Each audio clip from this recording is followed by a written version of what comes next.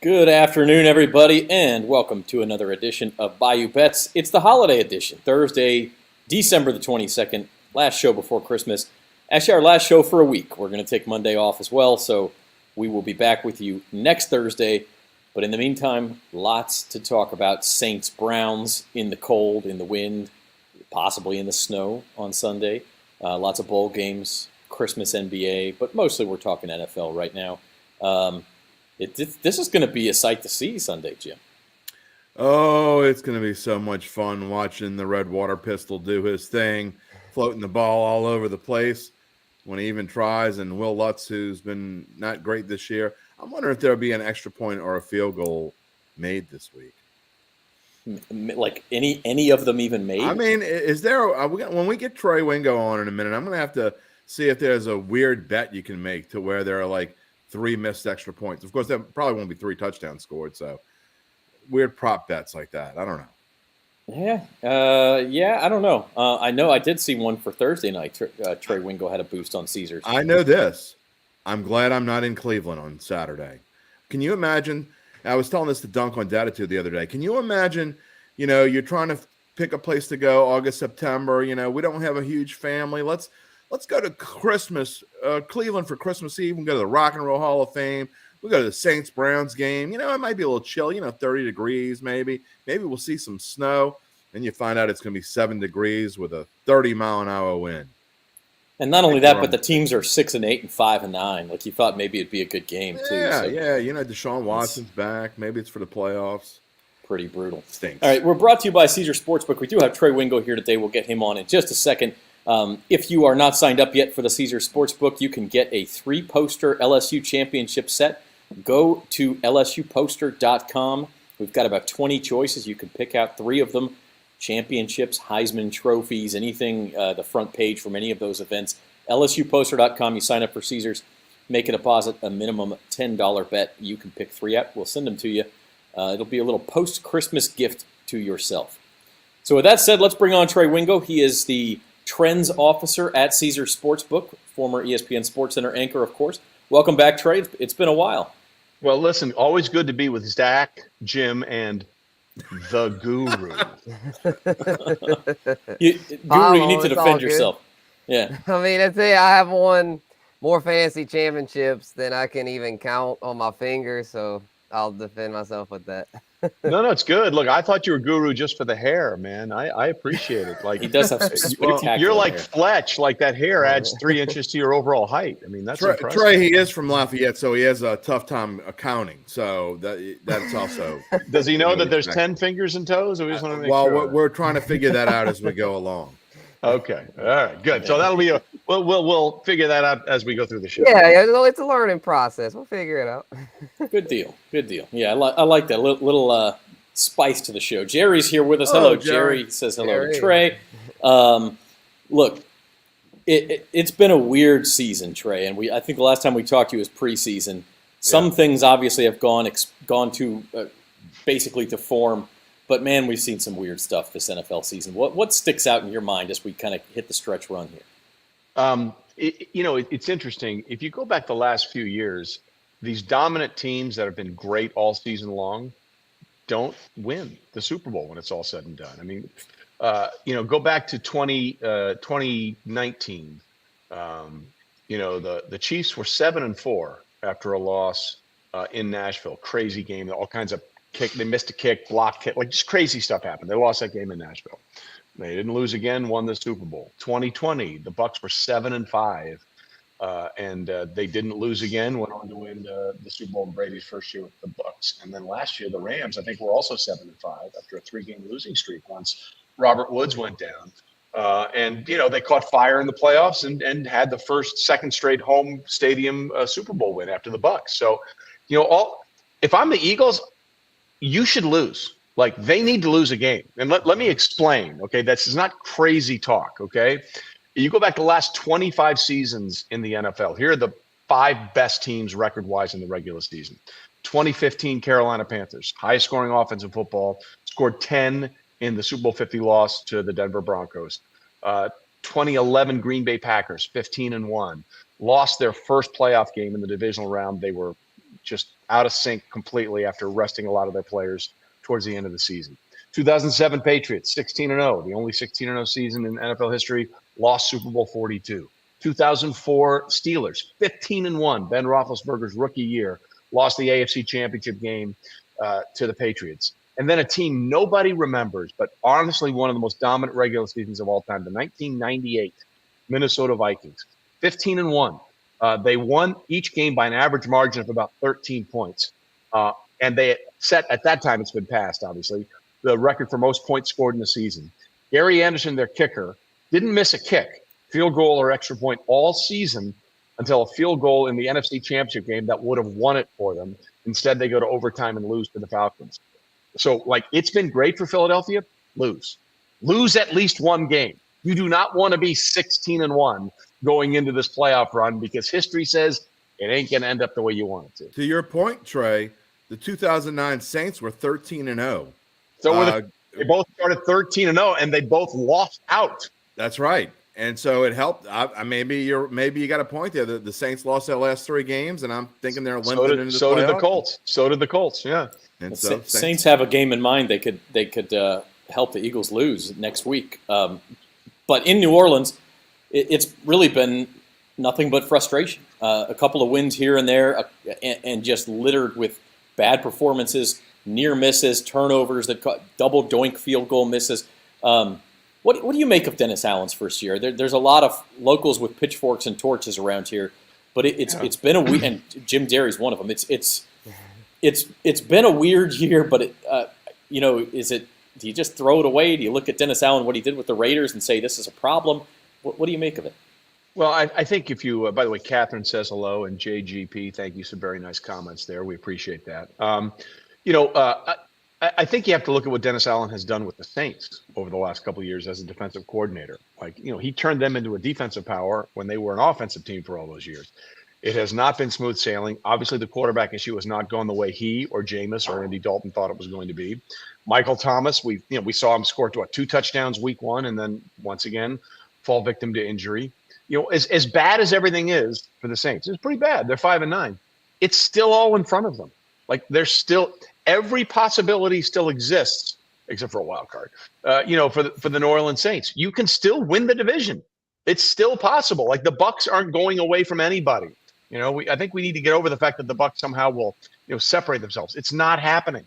So if they can find a way to battle the elements and win this week, they're still in everything. They still are. Now I know the odds are long. We're putting those up right now.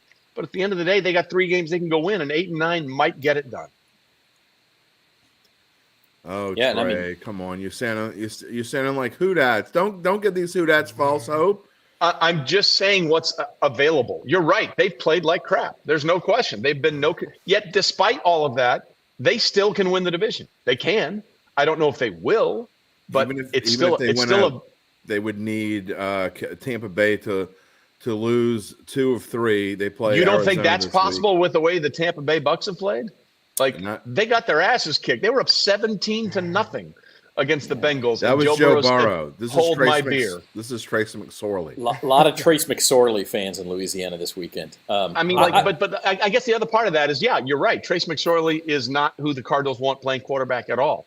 What about the Bucs scares you? What about the Bucs scares you? They're not nothing. Good. They're literally nothing. They'll get destroyed by Dallas in the first round. A lot of people have thrown out the 2%, 3% for the Saints. I think it's better than that simply because I do think the Bucs are awful, but it's not more than maybe 10%.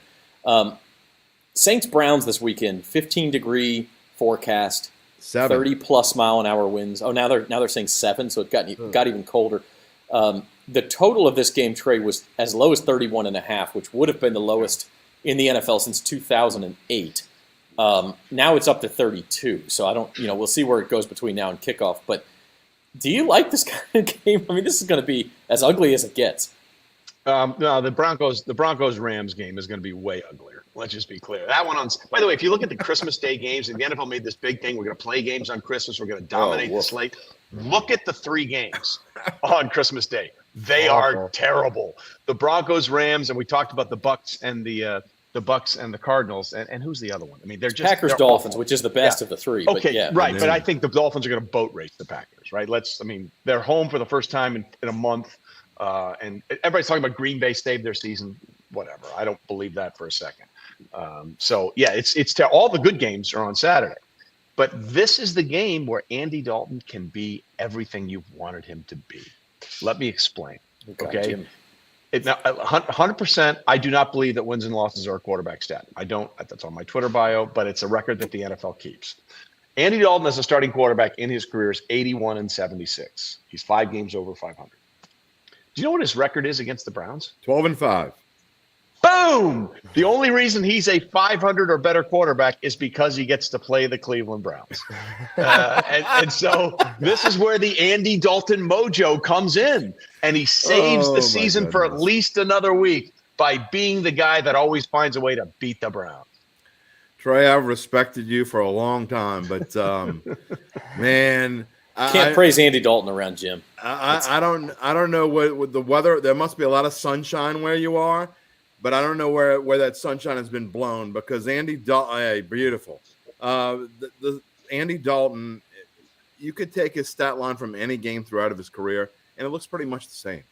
But it's not going to be. So you're saying it's important to be consistent. Yeah, but it's hard to be consistent when it's 7 degrees and 30-mile-an-hour winds. I don't think the Saints are going to try to throw the ball. They shouldn't. This should be Alvin Kamara and Taysom Hill. That's 100%. The game plan. But the problem is that's the game plan that we all know it should be. That's not necessarily the game plan that Pete Carmichael knows it should be. And even if it is, Alvin Kamara has looked so disinterested the past 6 to 8 weeks. How can he be interested in 7-degree temperatures with a 30-mile-an-hour wind, the wind chill of apparently that's minus 15 according to some meteorologists. Look, that's a great point. But at the end of the day, is he a professional? Like, are you getting paid to play? Then play. Well, he's getting paid whether he wins or loses, I think. Right. But I mean, like, at what point do you respect the craft, right? That's what this game is about. Who is going to respect the craft? I mean, look, it certainly hurts the Saints that the Browns are prepared for this. Like, this is a game where you want a Kareem Hunt, Nick Chubb doubleheader. Yep. But Kevin Stefanski has sometimes gone full Andy Reid this season. It's like, what? Run the ball. We have Nick Chubb? Really? Like, go look at some games where, like, they lose by like 4 points and Nick Chubb has 15 carries. It's like, what are you doing? Like, that guy's a battering ram, and Hunt is a great change of pace guy. Like, if they don't both get like 18 carries in this game, the Cleveland staff, forget the Saints staff, the Cleveland staff should be fired. Nick Chubb, questionable all week with a foot injury, but he did return to practice today. I happen to think, guys, that game's going over the 32 total because both teams will run the ball. Neither team can defend the run. They're both in the 20s. The last 4 Browns games and the last 3 Saints games have all stayed under the total. So they're on a roll of not scoring, both of these teams, as you guys know well in New Orleans. You mean you didn't sleep through that 13-3 Browns-Ravens game last week? That was. I did. I enjoyed the. Yeah, that was bad. I didn't watch a lick of that. Justin Tucker missed a couple of field goals. One was blocked, and he missed another one. The world was ending. Oh, yeah, I did see that. I was like, Tucker missed? I couldn't believe that. I just had it on in the back, and I was like, what? What is happening right now? Here's your trivia question of the day. The first extra point he ever missed in his career was against the Saints, and it was a crucial one that allowed the Saints to win by a point. Yep, well, no, nothing will be more excruciating in terms of extra points with the Saints than John Carney's miss. I don't get me started. I was in the Jags. I was in Jacksonville that day. Hokie Gajan's call was one of the greatest home radio calls of all time. How could he do that? Yeah, it was phenomenal. It was absolutely phenomenal. Yeah, the late Hokie Gajan. Trey, I mean, when you look at over I think there are 7 or 8 unders below 40. Which is just insane. I mean, I think Caesar said they've only been in the 20s all season. The number below 40. How do you look at those things, and how do people that just don't bet for a living, you look and they see what happened on Sunday morning, they want to just throw some bets out there. But how do you look at these over unders? And I think wind plays a factor more than snow or ice does. Oh, you're 100% right. Like, the wind it's like golf, and I'm sure we'll get into golf a little bit later. Like, you can deal with temperatures. Like, if it's 40 degrees and still, fine. But if it's 43 degrees and it's a 15-mile-an-hour wet wind, it's brutal. It's like icicles going right through you. And the same thing happens in football. When it gets cold, the ball gets slick. But when that wind, and you have to cut it and spin it through that wind to hit those outside throws to the hash, that's brutal. Wind is absolutely more of a deciding factor than even like the snow game we had last week in Buffalo between the Bills and the Dolphins, which had 61 points. So yeah, it's the snow isn't necessarily, that snow can hurt defense as well as offense. The Correct. wind is going to hurt the passing game. You're watching Bayou Bets here on bet.nola.com and the Bayou Bets YouTube channel, visiting with Trey Wingo, Caesar Sportsbook Trends Officer, former ESPN SportCenter anchor. Tonight's game, Trey, what do you have for us tonight? Jaguars and Jets, which this is the NFL. You talked about how they tried to steal Christmas and you got crap games. And you look at Jaguars Jets in September and think, but this is a hugely important game. Listen, it's massive, okay? The Jets come in with a 3-game losing streak. Their defense has been great, but the one thing they haven't done, they haven't gotten the turnover. The Jets have turned the ball over 5 times in the last 3 games and haven't even forced 1 turnover in their last 3 games. And that's been something that has been the key to their success all year long. But just so people understand how good this Jets defense is, they've gone 10 straight weeks without giving up a 300-yard passer. By the way, they haven't given up a 300-yard passer since last season. But anyway, they haven't gone 10 straight giving up any of these things, a 300-yard passer, a 100-yard receiver, or a 100-yard rusher. So their defense is amazing. But the Jaguars, I think they're going to win the AFC South right now. Because the Titans still have to play the Cowboys, and the Cowboys might be a little ticked off after letting that 17-point lead slide. By the way, and that's why nobody trusts the Cowboys. They had leads in that game against Jacksonville, 14-0, 21-7, 24-10, and 27-10, and couldn't close. Jeez. And then with a 3rd and 11, with time running out, they decided to heave one down out of bounds instead of run the ball and run some clock or force Jacksonville to use their timeouts. If they'd done that, Jacksonville doesn't have a chance to send this game to overtime. Just horrendous clock management by Mike McCarthy. Stop me if you've heard that before. So I think Jacksonville, by the way, is in really good shape to win this division. The final game of the year is Tennessee at Jacksonville. They could lose to the Jets tonight and still be in line to win the division. They just need to be within 1 game of Tennessee going into that final game because they've already won the first game in Nashville. They ended a 9-game road losing streak there, and they'd lost 14 straight division road games. So all they need to be is within 1 game of Tennessee, and if they win again, they'll get the division based on the sweep. So Jacksonville, it doesn't kill them if they lose tonight. Yeah, for sure. Yeah. And do you think Trevor Lawrence, Trey, has truly turned the corner? Because the gym gotten on me all year. I've been a Trevor Lawrence truther, but I'm thinking this might be his moment, or he's finally becoming one of the top quarterbacks. But before you answer, realize that is the guru over there. I was about to say, Yeah. He has more than this many fantasy championships. Yes. Yes, I do. So here's the way I answer that. Go look at Zach's numbers. Go look at Trevor's numbers this year and oppose them with the 2nd overall pick, who's starting because he has to, because Mike White's injured, Zach Wilson for the Jets. Trevor is on a path. It's wow, having a real head coach in Doug Peterson instead of a fake head coach like Urban Meyer matters. He's 10th in passer rating. He has 24 touchdowns against only 7 interceptions. Meanwhile, Zach Wilson is 32nd in passer rating and has 6 touchdowns against 6 interceptions. And Zach Wilson's numbers basically are identical to where they were a year ago his rookie year. The Jets as a team are significantly better. They have a better weapon now in Garrett Wilson, and Zach has done nothing except be so bad he got benched. Trevor is on his way. By the way, if Trevor Lawrence didn't turn out good, everybody didn't understand the draft because there wasn't a person that thought he wouldn't eventually turn into what we're seeing now.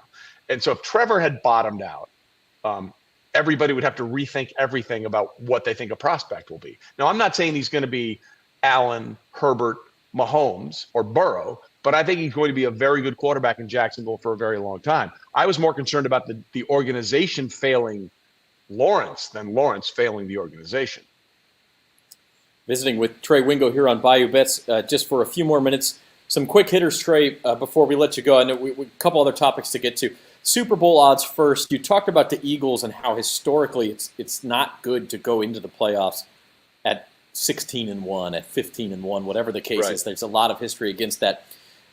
You look at the two names right below them on this list, the 49ers and Bengals, both riding long winning streaks. Are those the teams you look at with the type of momentum that you'd want, history speaking? Yeah, the Niners thing is interesting because of the quarterback situation, right? Mhm. Like, do they ride with Brock Purdy if Jimmy Garoppolo's healthy suddenly to go back to the postseason? Maybe they do. I thought that they would probably go back to Jimmy, but Brock, if they win out, then it might be really hard to turn this thing over. Remember, the Niners went to Super Bowl 54 by winning an NFC Championship game when they threw it a grand total of 8 times. They're the one team in football that doesn't ask their quarterback to win them games, right? Every other quarterback, hey, Tua, go win the game. Josh, go win the game. Burrow, take care of business. Patrick, be Patrick Mahomes. Whoever's playing quarterback for the Niners, Kyle Shanahan says, don't F it up, right? They're going to win with their running game and defense. And by the way, since McCaffrey got there, they're 7-1. They're 7-0 with him as a starter. The only loss has been to the Kansas City Chiefs. So I think the Niners absolutely have that momentum. The uncertainty at quarterback concerns me. The Bengals, their best might be better than anybody's best. Now, the problem for Cincinnati is sometimes that best doesn't show up. But when you have Burrow, Higgins, Boyd, Chase, and then Samaje Perine and Joe Mixon, and an offensive line that was bad to start the year but is way better now, I think in places that Kansas City and Buffalo don't want to admit, that puts a little fear in those teams. I mean, that team can play with anyone and win a lot of different ways. Remember back about 11 or 12 weeks ago when there was no doubt Buffalo or Kansas City was going to win the Super Bowl? I mean, there really isn't. It's kind of interesting because there is no dominant team right now. I don't know that there should be a favorite. I mean, you have to have a favorite, I guess, by just the way that it rolls. But there is. I mean, you could pick any of those 8 teams at the top, and you really wouldn't be surprised. Maybe Minnesota, I guess. I was about to say I'd take Minnesota and the Chargers and the Ravens out for sure. And I honestly, guys, you can't trust Dallas. You just can't, right? But they could go on a roll, though, and it wouldn't surprise you at all if they went on a roll. Yeah. I mean, it kind of would because Mike McCarthy's going to screw it up. I mean, like the team is pretty good. Like I don't like that interception. I don't blame on Dak. Like, in that Jacksonville game, he hit the receiver in the hands and it just popped up in the air and Rayshon Jenkins was scoop and score and off to the races. To me, there's like 5 teams. Any one of those 3 AFC teams we talked about, Chiefs, Bills, Bengals, and then San Francisco and Philadelphia. Like to me, that's the line of demarcation. I would be very surprised if somebody outside those 5 ends up holding the Lombardi Trophy.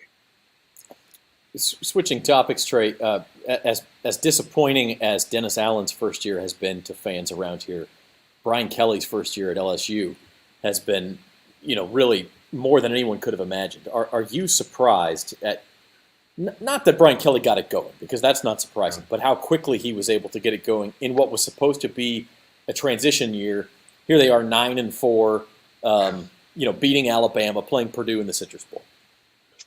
Yeah, look, by any measure, especially the way the season started, you have to say that Brian Kelly has had a successful year with LSU.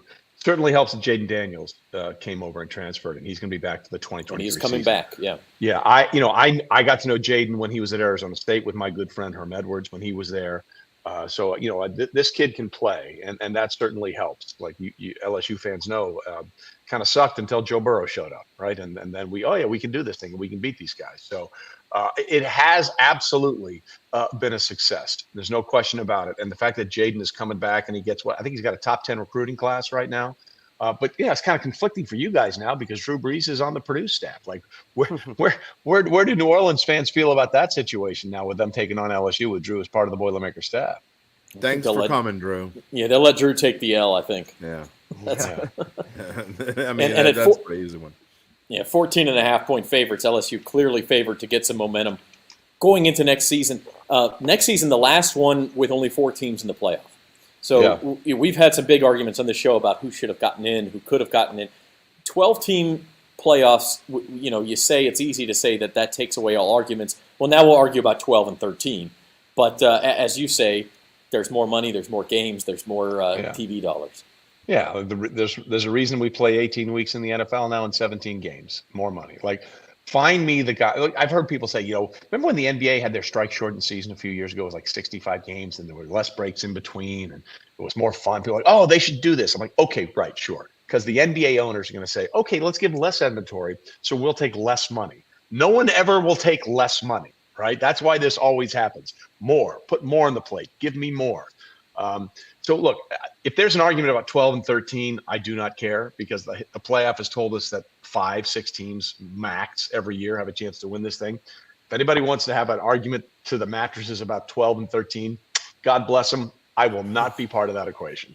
You guys figure that part out, and I'll let you know when the big boys are playing. One more before. Go ahead, Jim. There are a few years, Trey, when one team can win. Yeah. I mean, not necessarily this year, but I mean, you can go back in the last 10 years and probably pick 3 or 4 years out where it was pretty clear-cut who was going to win the national championship. Agreed. Absolutely.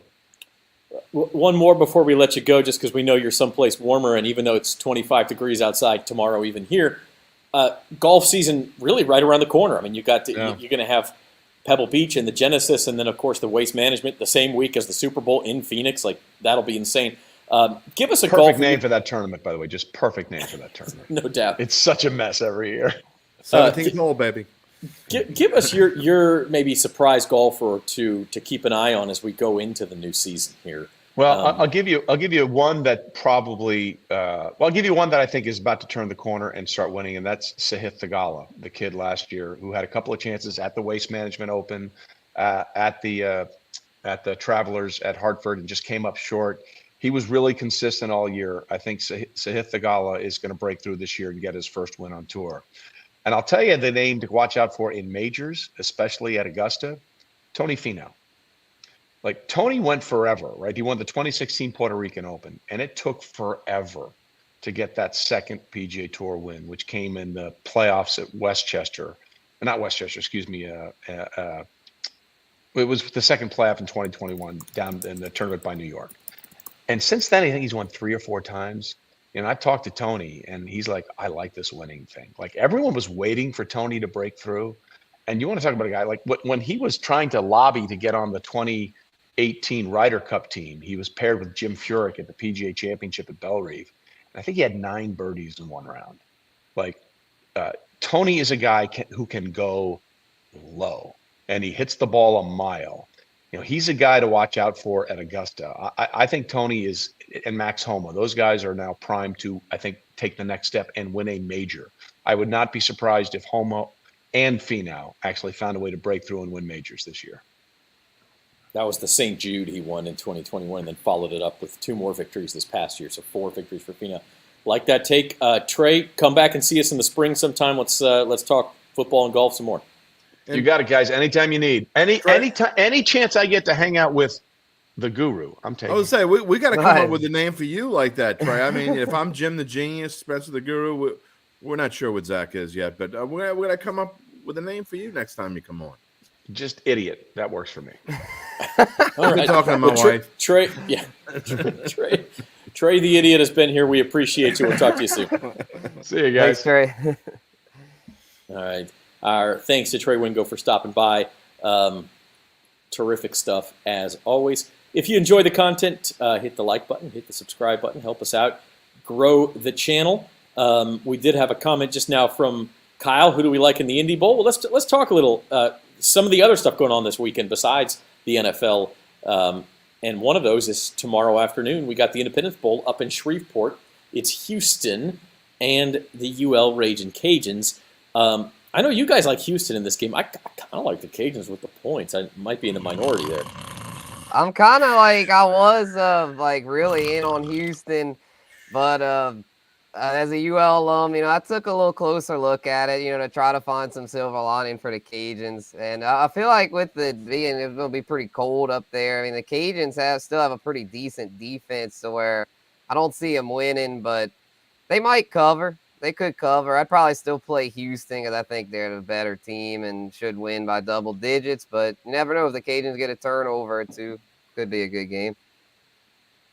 Are we still talking about the World Cup? So I'm a little confused because you used the snore thing for soccer, and now we're talking football, which is purportedly come your on, favorite man, sport. And you're snoring on still my snoring. Cajuns. Like The disrespect. it's I'm the starting to think. I'm starting to think it's a you Independence problem. It's the Independence Bowl, and it's Houston and ooh la la. I think it's a gym problem. I don't think Yeah, it's a come sport on, problem. Outside of ooh la la and Cougars fans, I'm not sure that anyone will be watching that. Do you know what's worse? What's worse than Degenerates. Shreveport?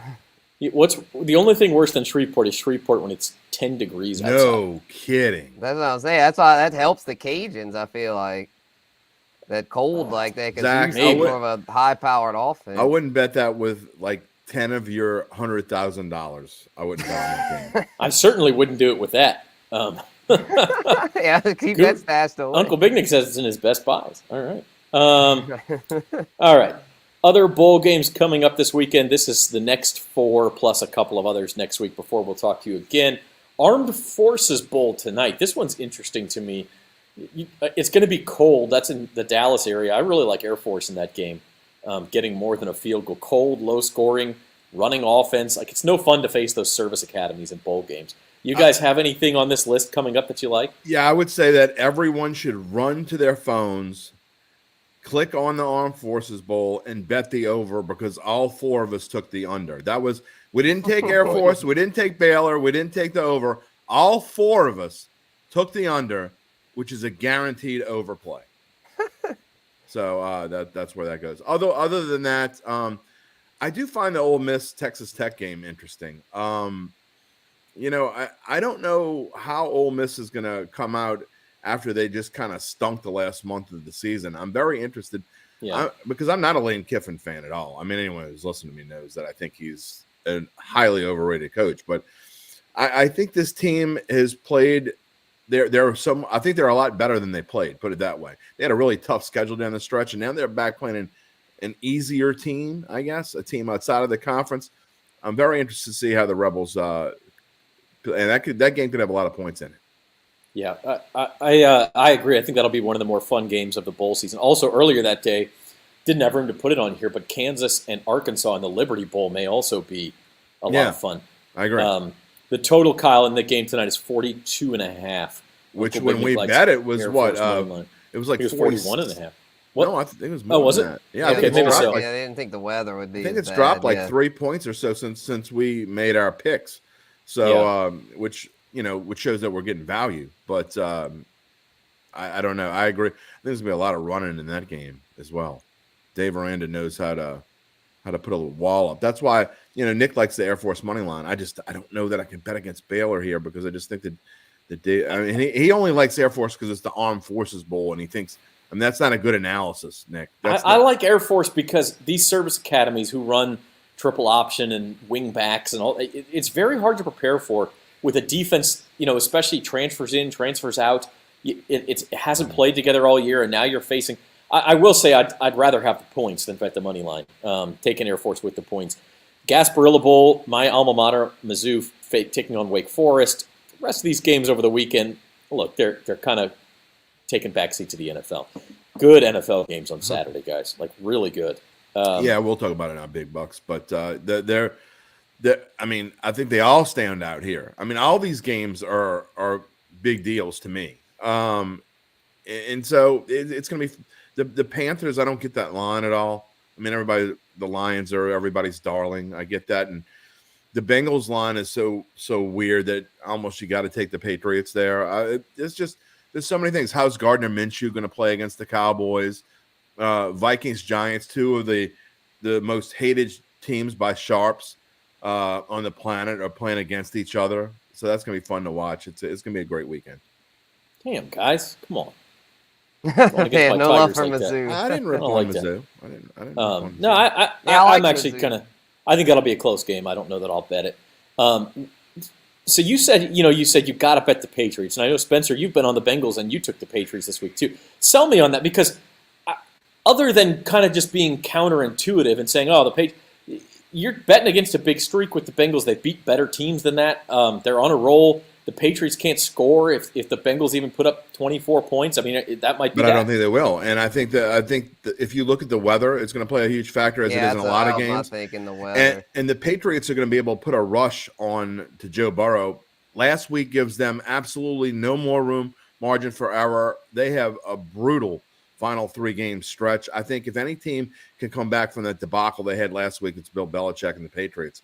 And I think they're going to put a big rush on Joe Burrow. He was very fortunate. He had gifts last week.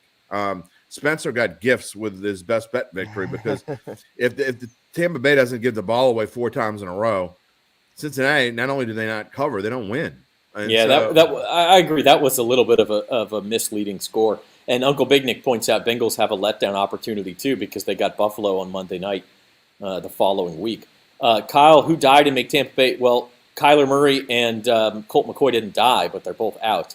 So Chase McSorley is going to be on the show. Not enough points.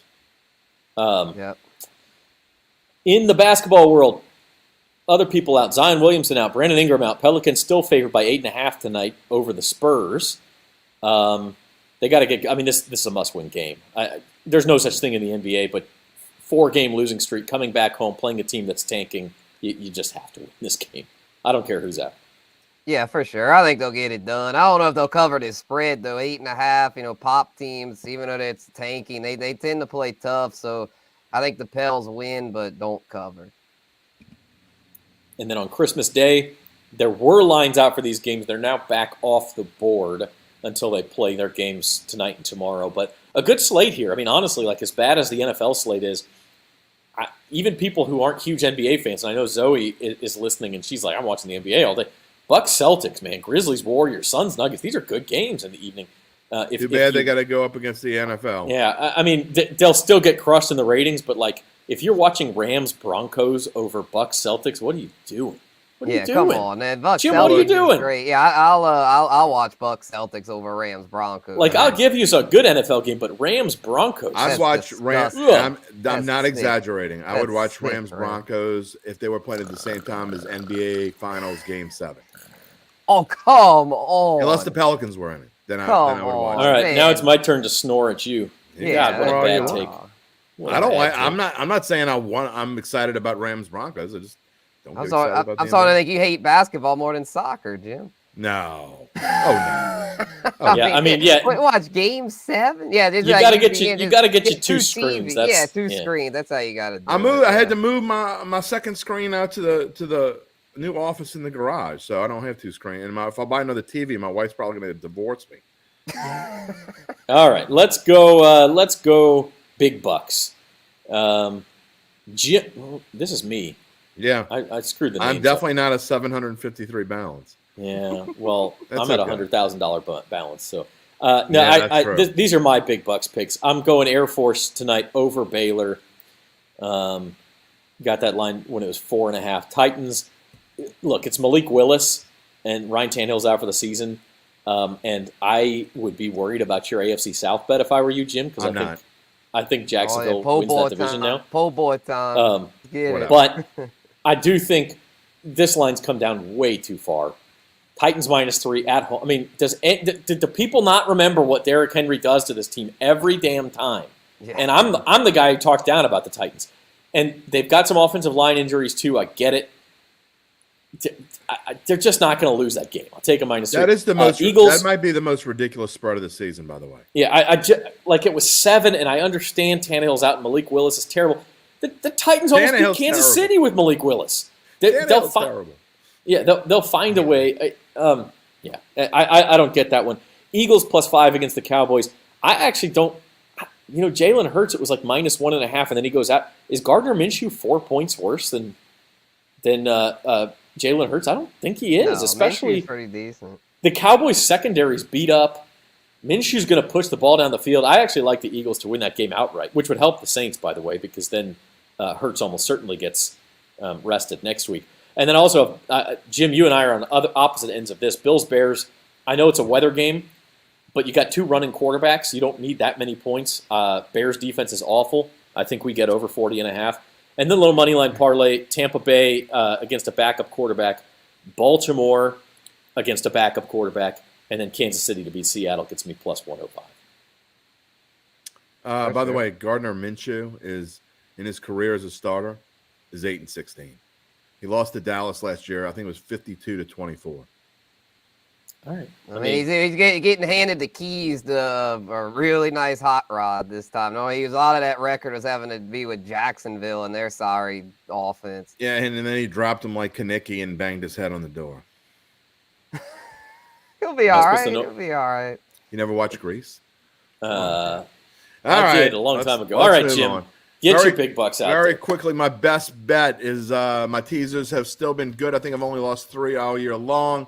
Bucks Ravens just got to win, basically. That's almost the same as a money line parlay. I love the Bucks. I think the Bucks cover easily.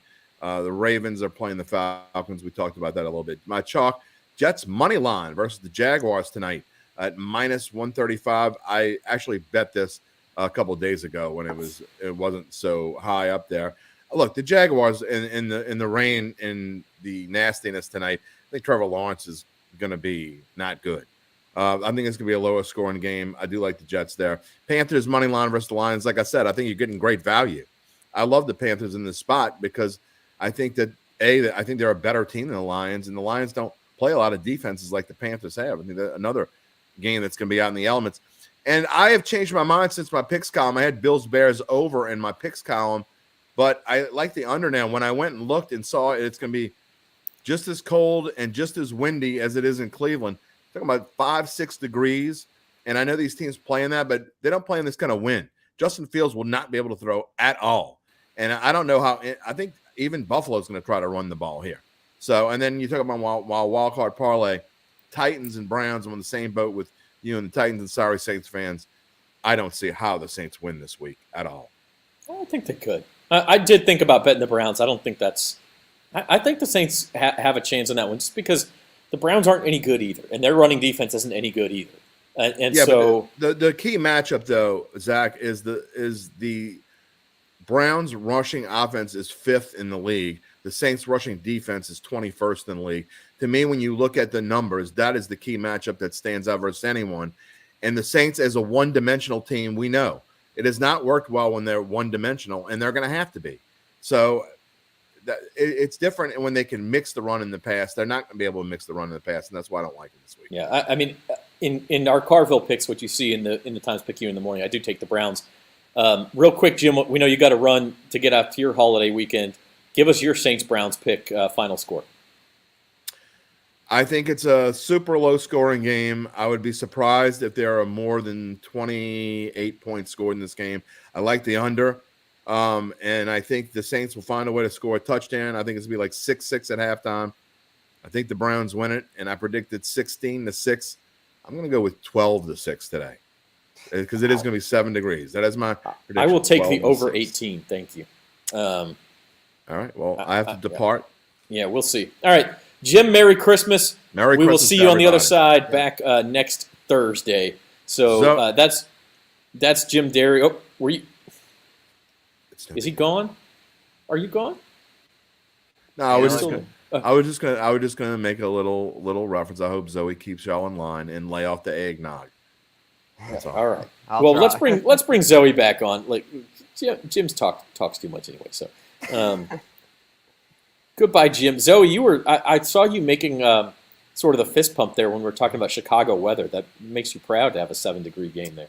Listen, there's nothing like freezing your tail off and feeling that cold wind in your bones at Soldier Field during the winter time. No one's going to be able to play well at all. It's so hard to do that at Soldier Field, and I'm very proud of my city for that. But it'll be running Justin Fields and running Josh Allen all game. Yeah, and I think they could. Bye, genius. I think they could. Jim the genius. I think they'll go over 40.5. All right, we got to do Spencer's big bucks picks. Spencer is in the lead in this competition, $1,044. What you got for us, Spencer? All right, yeah, I'm going with the Packers here. You know, Trey definitely wouldn't agree with that. He was all in with Miami. But I think Green Bay is going to fight hard here. I don't know if they'll win. I think it's going to be a very close back-and-forth contest. But I think they'll cover this. You know, Aaron Rodgers, I don't think he's done yet. I think he's going to fight hard here, and they're going to be able to cover this. Then for my chalk play, I like the Jets tonight, fading Trevor Lawrence. He's my guy, but I think the weather's gonna mess with them. So I think the Jets win that and covered. And my dog play the Cardinals, man. Just the Bucks stink, man. I know Trace McSorley's not good either, but I think they'll be able to cover that 7.5. Then Falcons Ravens under it. I really like this play. I almost made this my best bet. I mean, Desmond Ridder, Tyler Huntley, Weather. That's one that's like I don't see how that's gonna go. Yeah, over. I like that. You need turnovers to cover that, to get over that, I think. Yeah, for sure. Yeah. For sure. And then for the teaser, did a 6-point teaser, got the Bills -3, and then the Colts plus 10.5, feeling like the Colts will, I don't know. I think with Nick Foles, they'll be slightly improved. And then the Bills, I don't think they'll cover the 9, but I think they'll win and probably at least be able to cover the 3. All right. Zoe is our resident basketball expert. Let's bring the Christmas Day games back up. Zoe, what are you watching on Christmas Day? Oh boy, I'm probably going to be watching Bucks Celtics, a phenomenal matchup between Giannis and Jason Tatum. And I'll probably watch Grizzlies Warriors and see what John Morant can do against the powerhouse that is the Golden State Warriors. That's the best Christmas tradition of my family, and I won't be watching any football unless I have to. Dolphins Packers may be pretty good, I gotta say. Yeah, I like that. I like that match. But it's unfortunate that's the noon game because I don't know that I'll be ready to like turn on the TV and And by the way, that Warriors powerhouse is 15-18 this year, so they're gonna have to turn it around pretty quickly. Yeah, and Steph's out. Yeah, and Curry's out, so we'll see about that. All right, enjoy Saints Browns, everybody. Spencer, your final score prediction for the game in Cleveland. All right, yeah, it's gonna be pretty rough. It's gonna be ugly. I'm gonna go with, I think it's probably not gonna be any field goals made. So with that, you're supposed to think about this before the show. Browns. We're watching like the gears turning live here. Literally. Browns. I forgot to write the prediction down. My bad. I'm gonna say Browns 18, Saints 12. 18-12. That's like old school 1950s NFL. Yeah. Zoe, you're going to save us, and be we're going to have a Saints pick, or are you going with the Browns as well? I'm going with the Browns 10-7. 10-7. All right, this game's going over the total, all right? And I'm tempted to take the Saints just because y'all taking the Browns. But I'm going to go Browns 20, Saints 17. Like, I really think – I actually think both teams will be able to run the ball. I do think there'll be a moment or two where a play-action pass could work even in the wind if somebody's wide open because you've got 9 guys in the box, as both of these teams will much of the game. You could see a big play. I also think a turnover, whoever wins the turnover battle probably wins this game, which, face it, is bad news for the Saints. Kyle, they're a 7.5-point favorite because Trace frickin' McSorley is starting for Arizona. We already went over this. I don't think he's ever played in the NFL before. And the Cardinals are bad anyway. So. Oh, he has. He's just been really bad when doing it. Yeah. So, I 7.5 is a lot. I wouldn't lay that. But when it was 4.5, 5.5, this is his first NFL start. So if he played at all, it was as a backup earlier. Let's see. Yeah, he came in relief of McCoy, and I'm pretty sure he threw at least 1, maybe 2 picks. He has 166 career yards with 3 interceptions and no touchdowns. So yeah, you see, he has played, just been really bad. Yeah, I'm looking for that first career touchdown. I don't know, man.